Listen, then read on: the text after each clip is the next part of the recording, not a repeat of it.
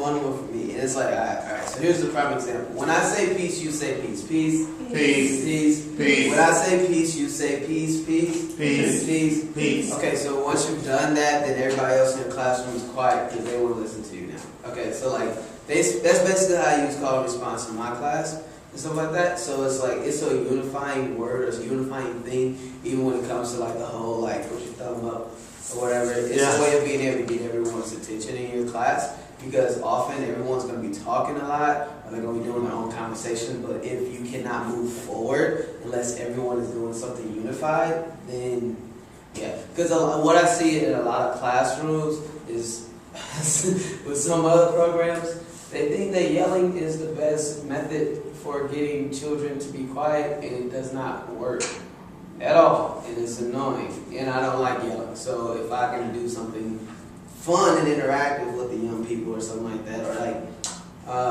for an example, I wouldn't try this if I were you, but what I like to do when I have a really energetic class that are like hyped up on sugar, like at the beginning of the classroom, I let them yell at the loudest they possibly can. So it's just like, when I do this, that means they can yell really, really loud. It's like, when I do this, it means you have to stop. But they have to do it like to a precise key, like exactly stop, you know what I mean? And then once they do that, they've got their energy out, then go ahead and try to go on with the lesson. It works sometimes. Cool. Any comments on call and response? Thank you guys, that was great. And nice example. Peace.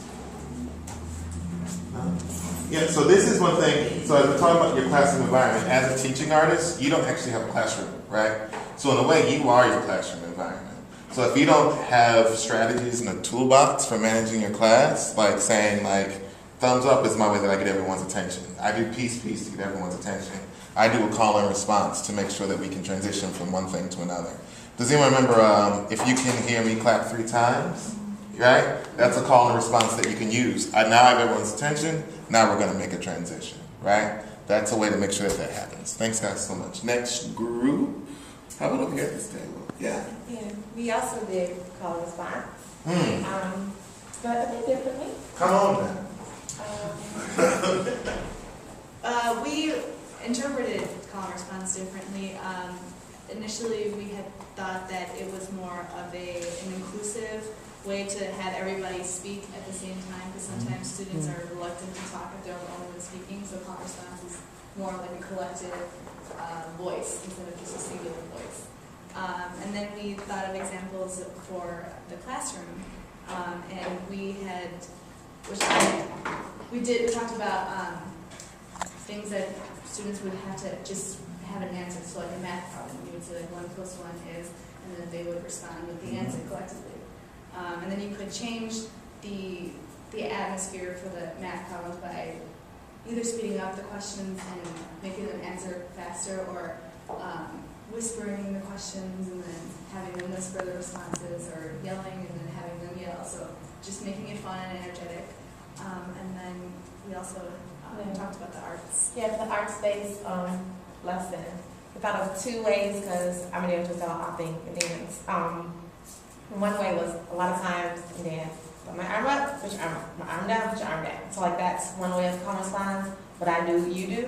And another really cool call and response was I say apple, then you do something that makes you think apple, some physical movement. So it's not the same as everyone doing the same thing, everyone's doing something. So I say apple, you do something. I say wind, you do something. I say tree, you do something. And everyone has to do it in whatever movement they can think of. And that gives out, it helps all sorts of things later on with choreography and movement and being comfortable in your body. Yeah. But it's still a call. I make a call, and everyone has a response to that call. Any questions about their call and response, which is different, but it's still right? I've done the body one before. That was really fun. I challenge everybody to try that one out. It's like, it's really fun. Like, especially, it works really, really well in a gym with a lot of kids. Like, if they know that you're the person who's like in charge, just like, if you want to get them quiet, just be like, after you get their attention, just do this. You know? And see if everybody starts doing it, and then do it. Like, so like, they love it. It's funny. Ruth, get one more? We did Socratic questioning, which, I mean, What is that? It's asking open-ended questions. In classroom discussion, using critical thinking skills and getting students to kind of respond to each other's comments and things like that. I use it all the time with visual thinking strategies. Think something else. And we're doing this stuff. So we're gonna do this. Just So I want everyone to take a minute and just look at this image quietly.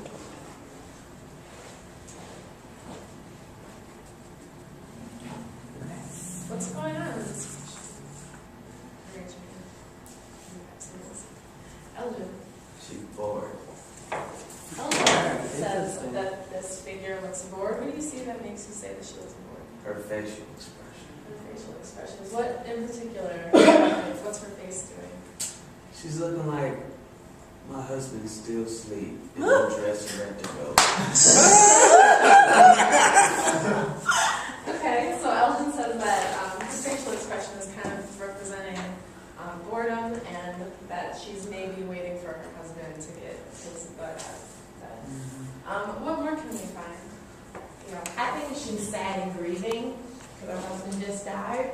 And what do you see in this that makes you say sad? It's like her, like, you see like the lines on her cheeks and her lips are like pointed downward, and also like she's like wringing her hands like, oh my God, how am I gonna go on? What kind of life will I have without my husband here? And she's also wearing dark colors, and dark tends to be associated with mourning. And she's by herself.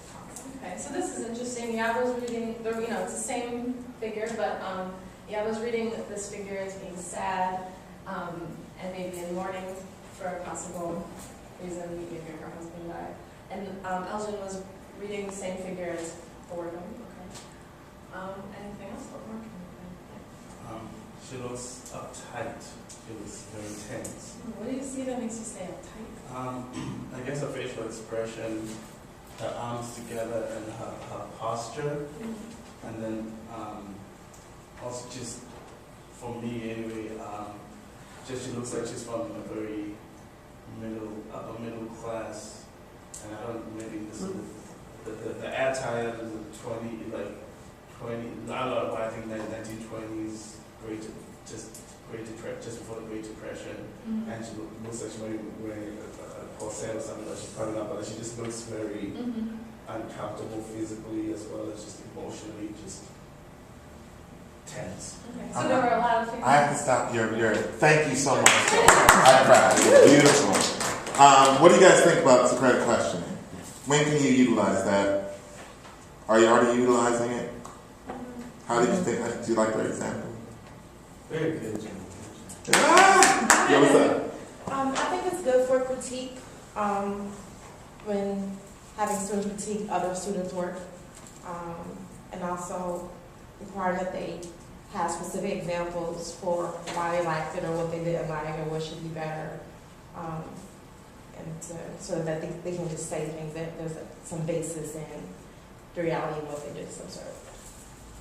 I think asking the question why or how is really helpful in any learning process, because it teaches everybody, not just that person, but everybody else to say, oh, whatever comes out of my mouth, I have to be able to trace back the reason why that came out of my mouth in that way, and be able to sort of demonstrate that this is my logical connection to what I think or feel about X, Y, Z when it comes to critiquing.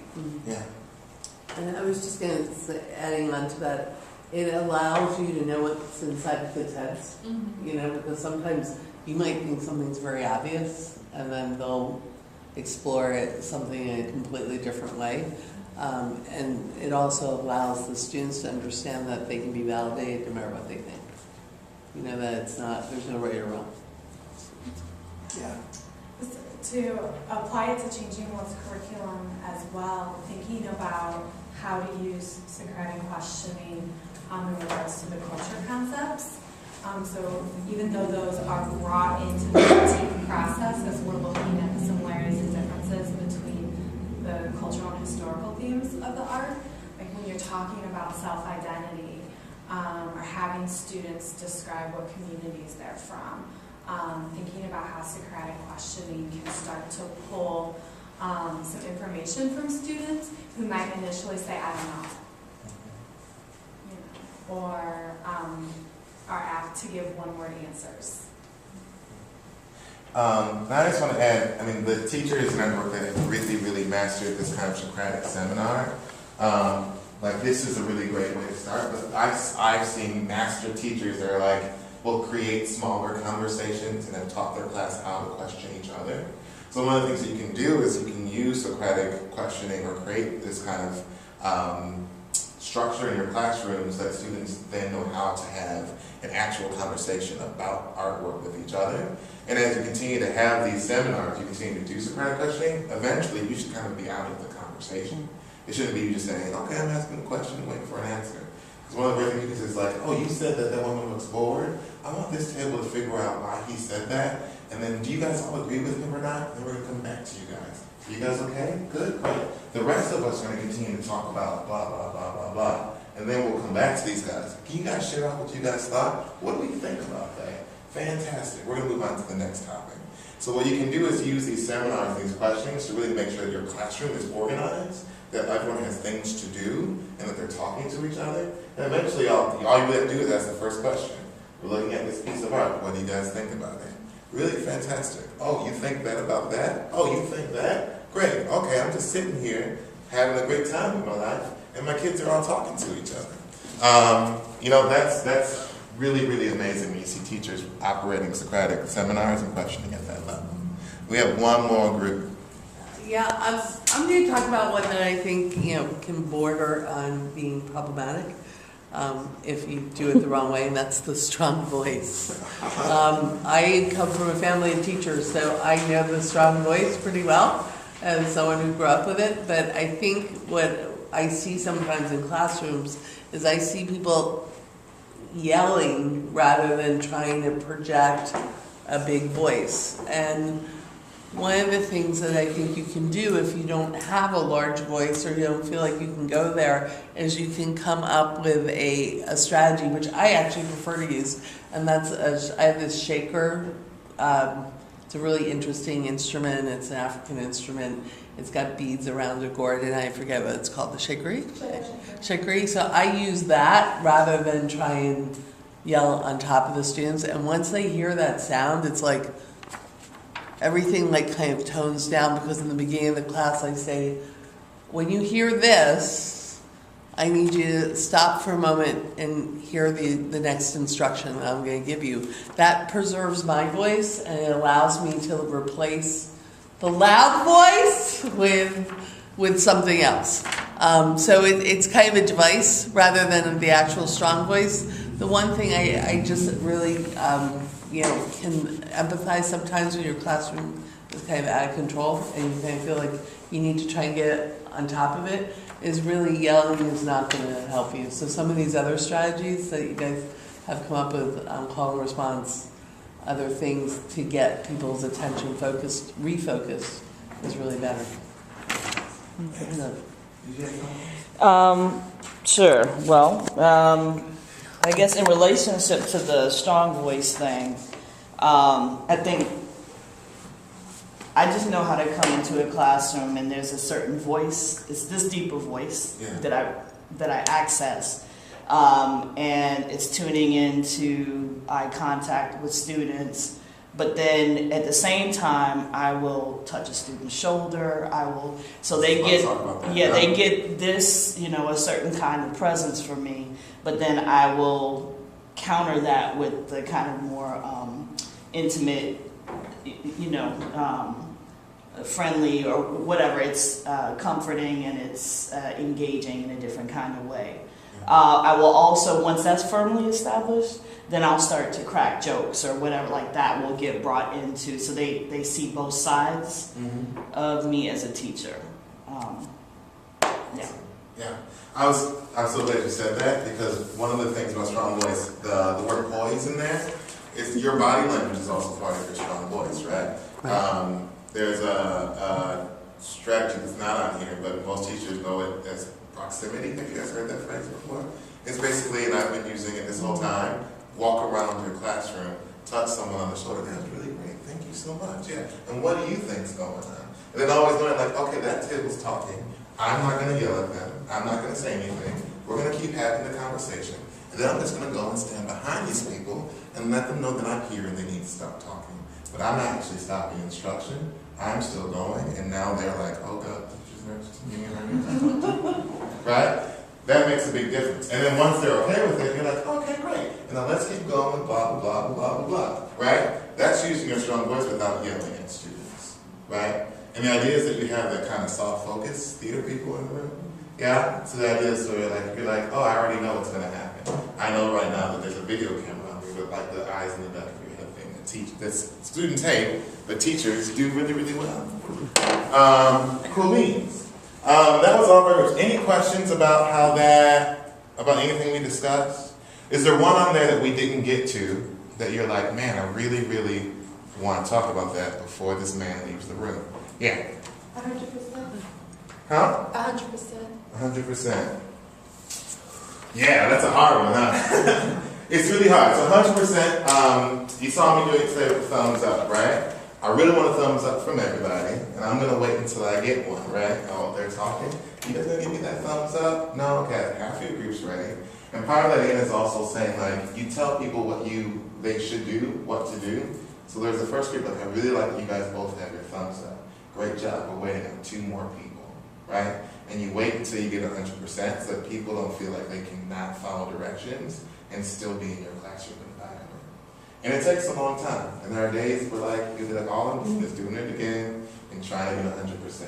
And it's my second day of class. What do you do if they say no? Hmm? What do you do if they say no? Because like that's cool and that's fine if Yeah. eventually they all, but I have students that straight up will be like, no. Yeah. In those cases, I usually, when we're actually talking about that, I pull that person out of the group and say, okay, if you don't want to do that, can you come here and stand next to me? And then you keep going. What if they say no? And they still say no? Yes. After you say, like, come over and sit next to me? And they say no. And then do you go over That's what I'm talking about. I can handle all the other stuff. Yeah. So, I mean, there's going to be some egregious No, I'm not behavior going to problems, stand up. right? No, I'm not going to move. No, Yeah. I'm not going to do anything you're So saying. is a contract, I'm going to just, do you mind if I just pop in? One of the things that we do is that contract at the beginning. Is it having that investment with a contract, something that you can point to and say, part of our contract is that everyone's going to try it at least once? You know what I mean? I'm just trying to see what tools can you rely upon to say to this student, we're in a group culture right now, and it's not about you. Yeah. It's about the group culture. And I know that we were talking about this earlier because yesterday I had 4 kids and I had one kid who had his head down, but every time I would walk away from the table, he would do something to prevent the group from doing their work as a collaborative. And it was a collaborative project. Yes. Another thing is try outweight. I know it's Sorry, what hard. did you say? Outweight? It's Outweight. outweight. Yeah. You know, which is if one student is just like ruining it for everybody, you know what I mean? So it's just like, okay, let's give you your time. If that's what it is right now, I'll wait. And then like if everyone's talking, you're trying to give your instruction, everybody's still talking, okay, I'll wait. So I'll wait for a minute, and then I realize, okay, this is boring because we're not doing anything. This after school, I can be doing something else. You know what I mean? And usually that gives everybody back to like that moment where like, okay. And usually that person who's causing the most ruckus will actually become your best friend. And they'll be like, all right, guys, come on, man. He ain't gonna do nothing until we be quiet. So shut up. You know what I mean? So usually that person kind of becomes like your best friend after a while. So it's like they want that attention, but then also when it's coming with after school, it's important to also realize that it's a privilege for most of those kids to be able to like take those types of classes and stuff too. So it's like if they know like you're special, right? This is a teaching artist. It's not normal arts they're gonna get every time. You know what I mean? I'm learning a special class right now. So ultimately, this class is for that student. You know, you already have, like even to reinforce the fact that's like I already know what I'm doing. These are my skills. I'm trying to share this with you. If you don't want to learn this right now, then I'll wait. You'll get it eventually, or maybe you won't, if you guys continue to talk. And like once they understand that, you know, then it's like you kind of bring them to like that level where it's like, okay, yeah, maybe I do want to learn this too. You know what I'm saying? So Can I piggyback on? I don't subscribe to the LA yeah, because every minute counts. I was talking about with you guys, yeah. So I think in the idea of what I would do of pulling that student out, one is make sure that you've set the rest of your class onto an activity. So like let's say like, oh, we need to have a conversation because you're acting out. All right, everybody, we're gonna do this, this, and this. You guys all have your like self-guided whatever thing is, or this. I'm gonna pop out a think, pair, share because I need the students to have 1 minute so I can do it. So I can do an intervention. So everyone, we're gonna take 1 minute, think about this question, blah blah blah. So you have that. All my students are doing that. Johnny, if you don't get your act together, I'm calling you. Then you have your conversation that you need to have. You figure it out. Or you'd be like, okay, we're going to call an ESP, I'm going to press the button, but I'm going to press the button, I'm going to call somebody to get you out of here. Fantastic. Are we all done with that conversation? Yeah, the ESP came in, and you take Susan out. Fantastic, and keep going. So that's how I would deal with that situation with a knower who was really obstinate. Like to the point where like you couldn't even say like, go sit on the side for 2 minutes, think about what's going on, I'm going to come talk to you. If they're not even there, then I say, hey, And just also to figure out what he's saying as well, is just like also kind of know. Oh, yeah, no, this is not lab school. Yeah. It's also to kind of know your environment too. You know what I'm saying? It's like, cause yeah, in his situation, you can easily do something like that, but often when you're dealing with a situation like that, it's like often the school doesn't really have your back too much on that. You know what I'm saying? So it's like you kind of have to have like your own. We don't necessarily have that resource. Right. oh, they're calling the button. Of where are you going to put that child? You know what I'm saying? Who's going to come get them? Yeah. So it's like usually in Change the World stuff, it was whoever's like the program. The resource coordinator. Know who your people are Yeah. in the So school. it's like in that situation, somebody's being that bad, you know what I mean? Okay, I'll have you go to that, yeah. You know what I mean? Or something like that. Like, know who that person is that you can send that young person to. Because they'll tell the kid the same thing. This is a privilege, go home. You know what I mean? Like, it's that simple. Awesome. Because I know you guys have to go, so we're actually not gonna